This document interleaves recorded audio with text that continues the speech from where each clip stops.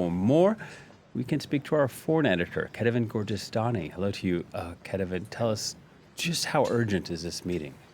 Well, it is urgent in the sense that all of these three leaders want to show this European unity when it comes to the support for Ukraine.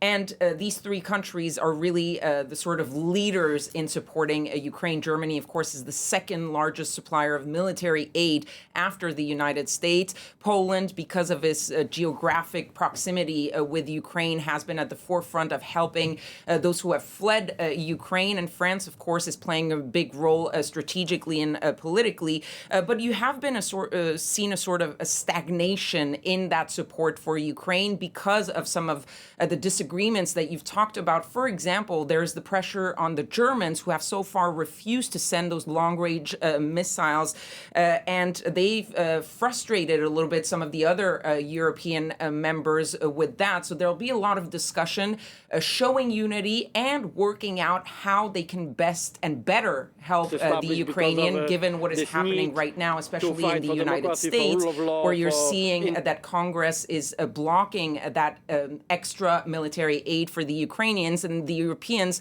sort of see the need for Europe to step up, given the sort of stagnation in the United States. And so they want to also work out some of their differences, but also look forward as to how they can step up, put some more pressure on Russia, and help Ukraine more right now at a crucial moment for the Ukrainians. Yeah, and let's listen to a clip from that interview that Macron gave. He reiterated his position that no support for Ukraine could be ruled out, even sending Western troops. Take a listen.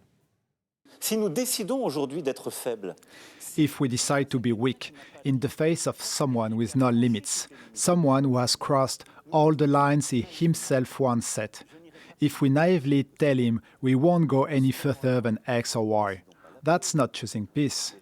That's choosing defeat. We have limited our vocabulary too much. We are not escalating things. We are not at war with Russia, but we must not let Russia win either. nous ne devons pas laisser la Russie gagner. Kethevane, where do Germany and Poland stand on the issue?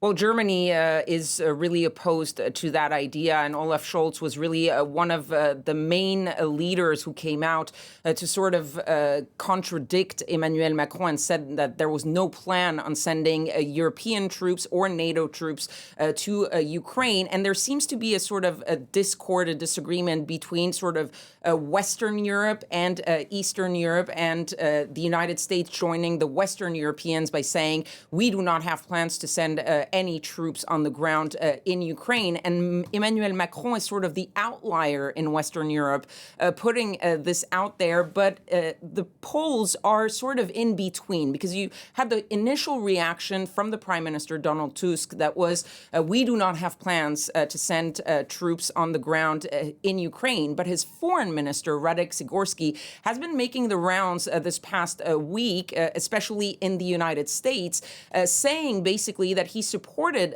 Emmanuel Macron's idea. And during a breakfast with reporters, he actually said, I think President Macron feels that we've been deterring ourselves, that we've been a little too helpful to President Putin in saying what we will not do. So he is supporting this idea of strategic ambiguity about what we will do next when it comes to reacting to Russia. And it seems that Emmanuel Macron is also gaining the support of some of the Baltic states, for example, with the Lithuanian president saying we have to stop drawing red lines for ourselves. And this sort of echoes the message from the other capitals in the Baltic states. So you're seeing this discussion, and I think that is what the French president was trying to do, is put this out there to insist on the negotiation, to show maybe some of these disagreements, but to put Vladimir Putin on the back foot so that he doesn't know exactly where the Europeans will go next. And you're seeing there